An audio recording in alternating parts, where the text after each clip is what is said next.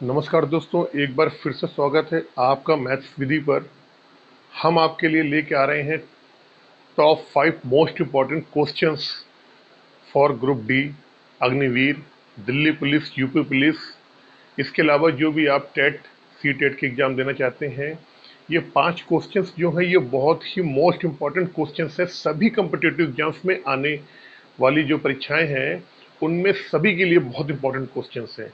इनको आप कहीं भी नोट्स बना के आप रख लीजिए। जब तक आप तैयारी करेंगे ना, तब तक ये आपके काम आएंगे।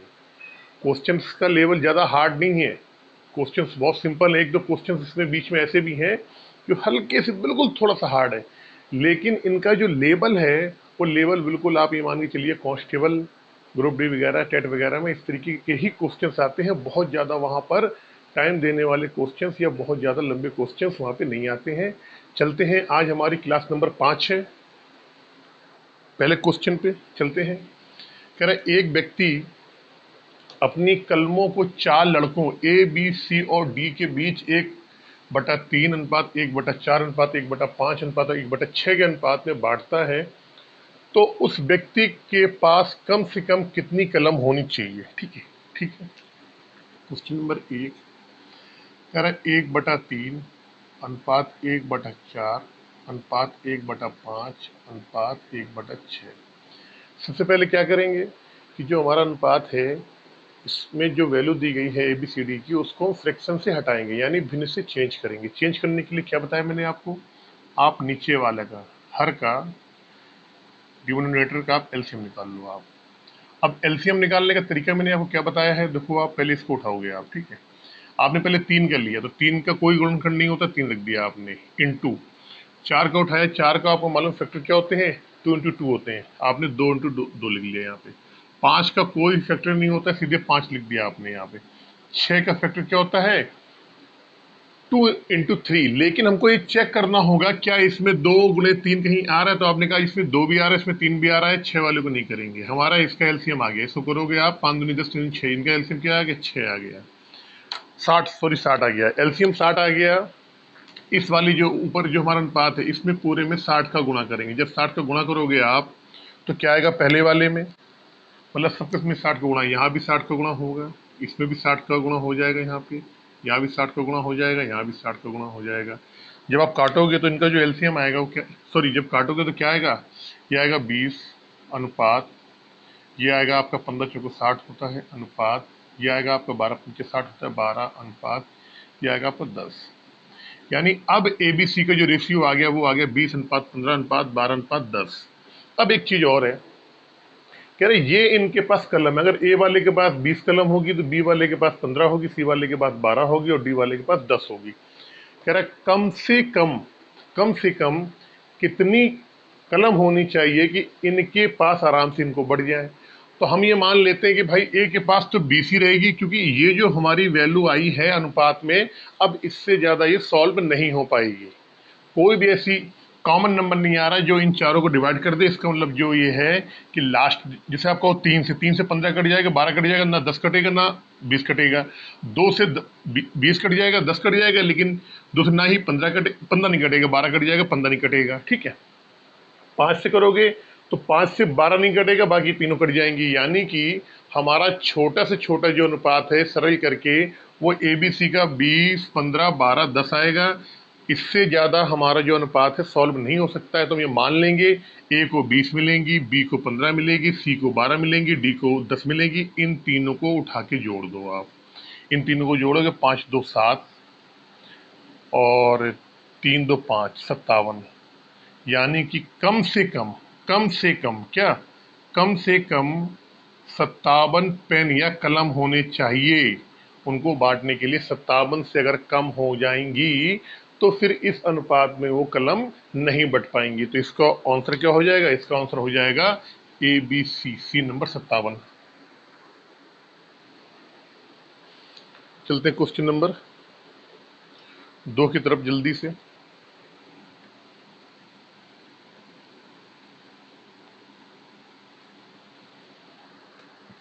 क्वेश्चन नंबर 2 कह रहा पानी और सोडा को किस अनुपात में मिलाया जाए कि मिश्रण को क्रय मूल क्रय मूल्य पर ही बेचने पर 33.33% का लाभ हो। सबसे पहले कह रहा लाभ कितना है, 33.33% का लाभ हो रहा है। 33.33% को हम लिख सकते हैं 33 सही 1/3% भी लिख सकते हैं क्या? आपने कहा जी बिल्कुल लिख लेंगे। 33 सही 1/3% को जब सॉल्व करेंगे तो इसकी वैल्यू आती है 1/3। 1/3 क्या, 1/3 का मतलब क्या हुआ, कह रहा है क्रय मूल्य पे बेचने पे। क्या कह रहा है, क्रय मूल्य पर बेचने पे। किस पे, क्रय मूल्य पे बेचने पे। इसका मतलब ये हुआ कि जो लाभ हो रहा है वो क्रय मूल्य पे हो रहा है। 33.33% का लाभ हो रहा है, इसकी वैल्यू आ गई 1/3। इसका मतलब ये हुआ यदि क्रय मूल्य क्या है, यदि क्रय मूल्य 3 है तो लाभ कितना है, 1 है। इसका मतलब क्या हो गया, अगर क्रय मूल्य सीपी मतलब क्या होता है, कॉस्ट प्राइस, इसी को ही बोलते हैं क्रय मूल्य। अगर क्रय मूल्य हमारा कितना होगा, 3 होगा तो लाभ कितना हो जाएगा हमारा, 1 हो जाएगा। आपसे क्वेश्चन में पूछा गया है कि पानी और सोडा को किस अनुपात में मिलाया जाए। अब पानी का मूल्य क्या होता है, पानी का मूल्य 0 होगा, और कह रहा है क्रय मूल्य पे ही बेच रहे हैं, यानी कि मतलब इसका ये है अगर आप सोडा को 3 रुपए में खरीद के लाए थे तो आप 3 रुपए में ही उसको बेच रहे हो, लेकिन आपको लाभ हो रहा है। लाभ कितना हो रहा है, 33 सही 1/3% का लाभ हो रहा है। तो लाभ क्यों हो रहा है भाई, 3 रुपए की आप चीज लाए, 3 रुपए की चीज ही आपने बेच दी, लेकिन आपने क्या किया है, उस 3 रुपए वाली वस्तु में आपने क्या करा है, 1 रुपए का कहीं ना कहीं आपने पानी मिला दिया है। पानी का मूल्य नहीं होता है। तो हम ये कह सकते हैं कि पानी और सोडा का पूछा, किसका पूछा गया, पानी और सोडा। तो पानी और सोडा का अनुपात क्या होगा। तो आपने कहा लाभ जो मिलेगा, लाभ किसमें मिलेगा, पानी पे ही मिलेगा। पानी क्रय मूल्य क्या होगा, 0 होगा। पानी तो आपने ला के मिला दिया, लेकिन सोडा आप खरीद के लेके आए हो। तो पानी कितना मिलाया आपने, तो आपने कहा जी 1 मिलाया। अगर 1 पानी है तो सोडा कितना रहेगा, सोडा रहेगा 3। ये ही अनुपात आपका यहाँ से निकल के आ जाएगा, 1:3, यानी कि ये आ जाएगा। पानी 1 मिलाना पड़ेगा कितने सोडा पे, 3 सोडा पे। 3 जब किसी आदमी को 4 दोगे, 4 ग्राम की कोई चीज दोगे, 4 लीटर, 4 जो भी मानो आप 4 लीटर दोगे, तो उस सोडा उसमें 3 भाग होगा, 3 लीटर होगा, और 1 लीटर कितना होगा, पानी होगा। इसका मतलब ये हो गया, तब जाके आपको 33 सही 1/3 या 33.33% का आपको लाभ होगा। क्वेश्चन नंबर 3 पे जल्दी से।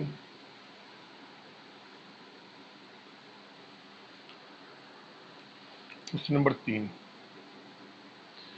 कह रहा अर्धवार्षिक रूप से संयोजित 10,000 रुपए का 20% वार्षिक दर से 1.5 वर्ष का सीआई यानी कंपाउंड इंटरेस्ट। सीआई का मतलब क्या होता है, सीआई का मतलब होता है कंपाउंड इंटरेस्ट।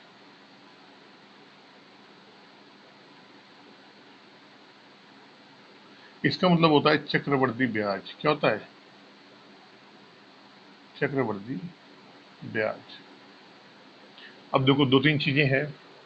एक चीज और लिखते हैं, अर्धवार्षिक, जो मैं ब्याज की गणना करनी है वो अर्धवार्षिक में करनी है। टाइम की अगर हम बात करें, देखो पहले टाइम की, टाइम क्या है, 1 सही 1/2%, सॉरी 1 सही 1/2 पर क्या है, वर्ष। अगर मैं आपसे बोलूं कि मुझे 1.5 वर्ष को माह में बताओ, तो आप कहोगे सर ये तो सब मिला के 12 और प्लस 6 बराबर कितने हो गए, 18 माह हो गए। 12 और 6 कितना हो गया, 18 माह हो गया आपका।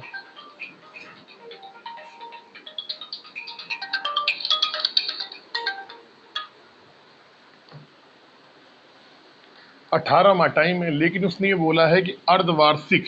अर्धवार्षिक, अगर मैं आपसे कहूं कि 18 माह में कितने अर्धवार्षिक हैं, कितने अर्धवार्षिक हैं, तो आप बोलोगे सर 6, फिर 6, फिर 6 कितने हो गए, यानी कि 3 हो गए, 3 अर्धवार्षिक। भाई 6 प्लस 6 प्लस 6 क्षेत्रीय 18 हो गए। 1.5 वर्ष में आप कह दो या 18 माह में कह दो कितने अर्धवार्षिक है, तो आपने कहा जी अर्धवार्षिक के 3 टर्म हो जाएंगे। कितने हो जाएंगे, 3 टर्म हो जाएंगे अर्धवार्षिक के। ठीक है, अब आपको मालूम है जो आर है हमारा, आर आर कितना है, 20% है।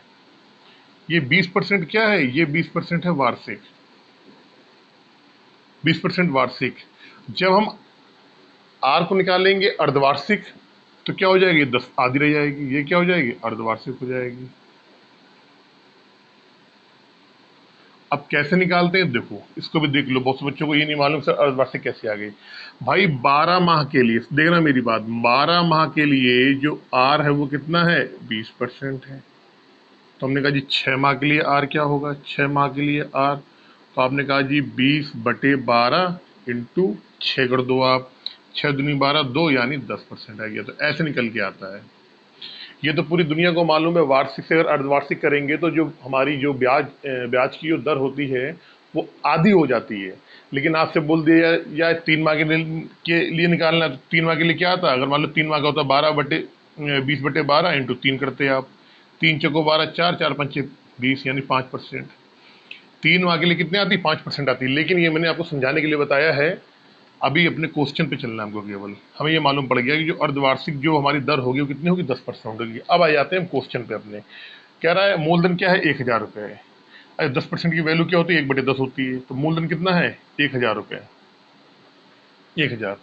अब 1000 का आप पहले साल निकालोगे, पहले वर्ष में, मतलब हमें क्या करना है, हमें निकालना है कितने का निकालना है, सॉरी 1.5 वर्ष का निकालना है आपको। तो हमें 6 टर्म करके 3 बार निकालना है, ठीक है। तो हमने इस 1000 का पहले बार में निकाला 10%, तो कितना आएगा, 100 आ जाएगा। ये क्या आ गई, आपका फर्स्ट छमाही आ गई। क्या आ गया, फर्स्ट छमाही, यानी कि 6 माह में, यानी अर्धवार्षिक। दूसरे में चलेंगे आप, फिर आप निकालोगे 10%, इसका निकालोगे 1/10%, तो कितना आएगा, 100 ही आएगा यहाँ पे। लेकिन 100 नहीं है, 10,000 होगा। कितना है, 10,000, सॉरी 10,000 है ये, एक जीरो और लगाओ यहाँ पे, 10,000, एक जीरो और आ जाएगा, ये एक जीरो और आ जाएगा, प्लस इसका निकाला यहाँ पे आया। अब इसका निकालेंगे हम यहाँ पे, इसका भी 1/10 ही निकालना पड़ेगा, क्योंकि क्या है, दर कितनी है, 10% की है, 10% की वैल्यू 1/10। इसका निकालो कितना आएगा, ये 100 आ जाएगा। तो ये हो गया हमारा सेकंड छमाही हो गया। यानी कि अब लास्ट वाले में आएंगे, क्योंकि मैंने क्या बताया, 6 करके 3 टर्म आएंगे। अब कितने आएंगे, 3 टर्म हमको यहाँ पे लेनी है। तो पहला आ गया, दूसरा आ गया, अब तीसरे वाले में आओ, फिर निकालेंगे, फिर इसका निकालो आप 10%, कितना आएगा, 1000 आ जाएगा। अब इसका निकालना पड़ेगा आपको यहाँ से, ये कितना आएगा, 100 आएगा। इसका निकालेंगे यहाँ पे, ये कितना आएगा, 100 आएगा। और इसका निकालेंगे यहाँ, कितना आएगा, ये 10 आ जाएगा। यानी कि 10% की वैल्यू जो होती है 1/10 होती है, 1/10 से ही निकालना है आपको। इन सबको उठा के जोड़ दोगे, कितना आएगा, 3000 आ जाएगा, प्लस 310 आ जाएगा। इनको जब जोड़ोगे तो कितना आएगा, 3310।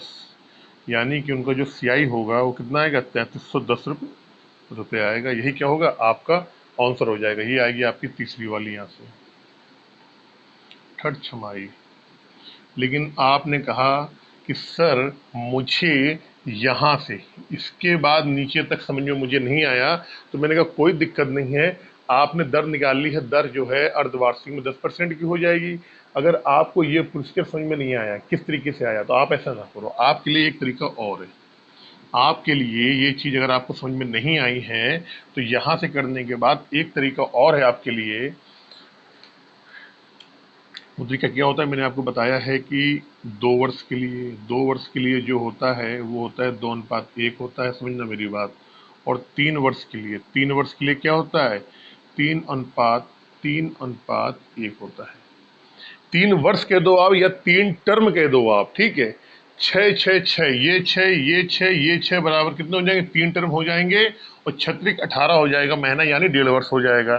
तो हमें 3 टर्म की बात कर रहा है, तो आप यहाँ वर्ष ना करो, आप 3 टर्म भी कर सकते हो। कि जब 3 टर्म की बात करेगा तो जो पहले टर्म में जो भी हमारा ब्याज आएगा उसका 3 गुना करेंगे। सेकेंड वाले टर्म में ब्याज जो आएगा उसका 3 गुना करेंगे। उसके बाद जो ब्याज आएगा उसका क्या करेंगे, 1 गुना करेंगे। तो कैसे निकालेंगे, देखो, तो हमने कहा जी कितना है, आपके पास 10,000 है, 10,000 का 10% निकालोगे 1/10, कितना आ गया। तो आपने कहा जी सर ये तो हमारा आ गया 1000, ठीक है। अब 1000 का फिर निकालोगे आप 10%, कितना आएगा, 100 आ जाएगा। अब 100 का फिर आप 10% निकालोगे, 1/10 करोगे, कितना आएगा, 10 आ जाएगा। अब क्या करना है, हमें कुछ नहीं करना है, इस वाले में 3 का गुणा करना है। पहले वाले में कितना, 3 का गुणा, तो हमने क्या किया, 1000 रखा है यहाँ पे, 3 का गुणा कर दिया। प्लस दूसरे वाले में 3 का गुणा करना है, 100 करा, इंटू 3 कर दिया, प्लस तीसरे वाले में कितने का 1 का गुणा कर दो, 10 इंटू 1 कर दो आप। ये जो हमारी वैल्यू आई है यहाँ से निकल के, इसको 3:1 की उसमें हमें रखना है, ठीक है। पहले वाले में 3 का गुणा, दूसरे वाले में 3 का गुणा और तीसरे वाले में 1 का गुणा कर दिया, कितना हो जाएगा 3000 हो जाएगा यहाँ से। ये 300 आएगा और ये कितना आएगा 10 आएगा।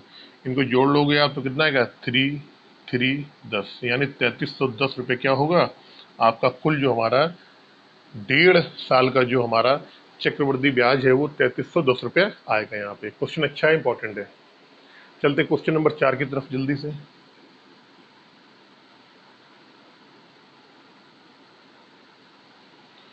क्वेश्चन नंबर 4,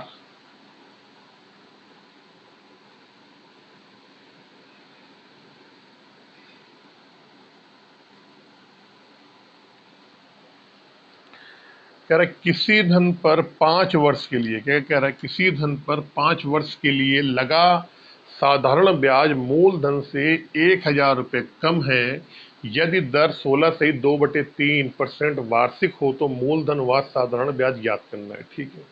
देखो, जब भी क्वेश्चन साधारण ब्याज में आएगा या चक्रवृद्धि ब्याज में आएगा तो आप सबसे पहले एक काम ये करो कि उसकी दर लो, दर में ही सारा गेम छुपा हुआ है, जो रेट ऑफ इंटरेस्ट उसी में है। क्या दर क्या है 16 से 2/3%।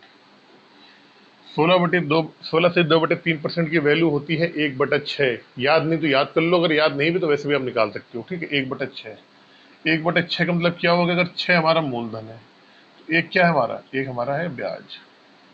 6 हमारा अगर मूलधन है तो एक क्या है हमारा ब्याज है। लेकिन उसने ये कहा कि 5 वर्ष, टाइम कितना है यहाँ पे 5 वर्ष, टाइम कितना दे दिया उसने, टाइम दिया है जो 5 वर्ष। 5 वर्ष के लिए ही यहाँ पे इस क्वेश्चन में जो सारी बात हो रही है वो 5 वर्ष के लिए क्या हो रही है। आपको ये मालूम पड़ गया। आपको एक चीज और अच्छी मालूम है कि साधारण ब्याज में जो हमारा ब्याज होता है हर साल ब्याज सेम रहता है, ब्याज बदलता नहीं है, क्योंकि इसमें मूलधन पे ही ब्याज मिलता है केवल, ठीक है। साधारण ब्याज में प्रति वर्ष जो ब्याज रहता है सेम रहता है, कभी बदलता नहीं है, क्योंकि इसमें केवल मूलधन पे ही ब्याज मिलता है, ब्याज पे ब्याज नहीं मिलता है। लेकिन चक्रवृद्धि ब्याज में क्या होता है, मूलधन पे जो ब्याज मिलेगा अगले साल क्या होगा, ब्याज पे भी ब्याज मिलता है उसमें, ठीक है। तो अगर मैं कहूँ आपसे मूलधन 6 है, टाइम 5 वर्ष है, तो आपको मालूम पड़ गया कि 6 मूलधन पे प्रति वर्ष ब्याज कितना मिल रहा है, 1 मिल रहा है। तो 5 वर्ष में ब्याज कितना हो जाएगा, 5 वर्ष में ब्याज कितना होगा, तो आपने कहा जी प्रति वर्ष 1 ब्याज मिल रहा है, 5 वर्ष में कितना होगा, 1 5 कर दो, यानी कितनी 5 हो गया। 5 वर्ष में जो कुल ब्याज मिलेगा वो 5 मिलेगा। मूलधन आपका 6 है ही है, ठीक है। और मूलधन कितना है आपका, मूलधन तो 6 ही रहेगा, 6। तो 5 वर्ष में इसने कहा कि 5 वर्ष में लगा साधारण ब्याज मूलधन से 1000 रुपये कम है। साधारण ब्याज जो है वो मूलधन से 1000 रुपये कम है। हमारे अकॉर्डिंग यहाँ कितना कम है, 5 और 6 कितना कम है, ये कितना कम है, ये 1 कम है, 1।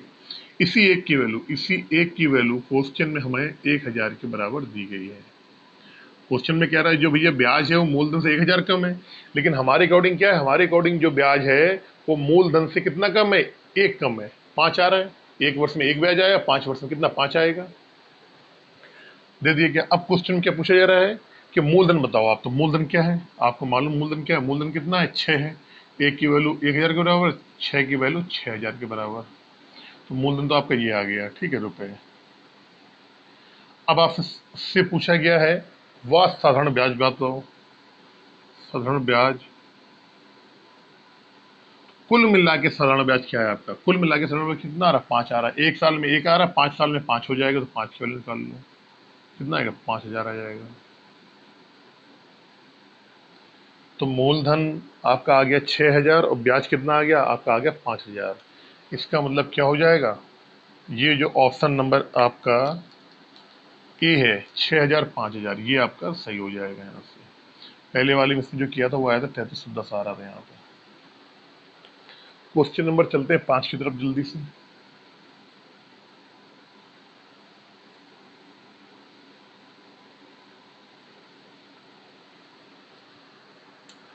क्वेश्चन नंबर 5,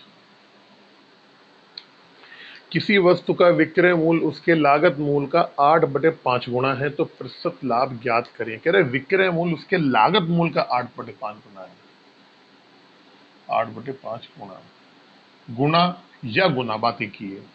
कह रहे विक्रय मूल उसके लागत मूल का 8/5 गुना है। इसका मतलब क्या हुआ कि लागत को ही हम क्या बोलते हैं, लागत को बोलते हैं सीपी यानी क्रय मूल बोलते हैं, ठीक है। तो विक्रय मूल कितना हो जाएगा, तो विक्रय मूल कितना है आपका, अगर हमारा लागत मूल कितना 5 है, 5 का 8/5 करेंगे तो 8 आ जाएगा। तो हमें मालूम पड़ गया कि हमने 5 रुपए की चीज को खरीद के 8 रुपए में बेच दिया है। इसका मतलब फायदा कितना हुआ है, आपको 3 का फायदा हुआ है। लेकिन जब बात करा जाएगी परसेंटेज में, कि परसेंटेज में क्या है, लाभ प्रतिशत निकालना है आपको, लाभ प्रतिशत, लाभ केवल बात करिए, लाभ की केवल बात की जाए तो 3 इकाई का लाभ हुआ है, लेकिन पूछा गया लाभ प्रतिशत निकालना है। तो लाभ प्रतिशत के लिए क्या होता है मालूम होना चाहिए, लाभ आता है ऊपर, नीचे आता है क्रय मूल कितना है 5 है, और इंटू 100 कर दो यहाँ से, 20 25 100 20 आया और 20 3 60, यानी कि 60% का लाभ हुआ है। ऑप्शन नंबर क्या आ जाएगा, डी, ABCD, 60%। ये 5 क्वेश्चंस बहुत ही इंपॉर्टेंट हैं। आज 25 सब मिला के 25 क्वेश्चंस हो गए। मेरी प्रॉब्लम ये है कि इस बोर्ड में 5 क्वेश्चन से ज़्यादा नहीं आएंगे। बहुत से बच्चे तो केवल बोर्ड का हुलिया देख के ही वीडियो को आगे नहीं देखते हैं। लेकिन मैं फिर चैलेंज कर रहा हूँ आपको, जो मैं क्वेश्चंस करवा रहा हूँ बहुत ही मोस्ट इंपॉर्टेंट क्वेश्चन है। मैं ज़्यादा हाई लेवल लेके नहीं चल रहा हूँ, बिल्कुल डाउन भी नहीं चल रहा हूँ। मैं एक एवरेज लेवल पे क्वेश्चन करा रहा हूँ, ताकि अच्छा ये क्वेश्चन आपके हर जगह काम आएंगे, हर जगह। इससे बहुत आपका बेसिक नॉलेज भी स्ट्रांग होगा और ये आपके परीक्षा में बहुत ज़्यादा आपकी सहायता करेंगे। मिलते हैं नेक्स्ट क्लास नंबर 6 में।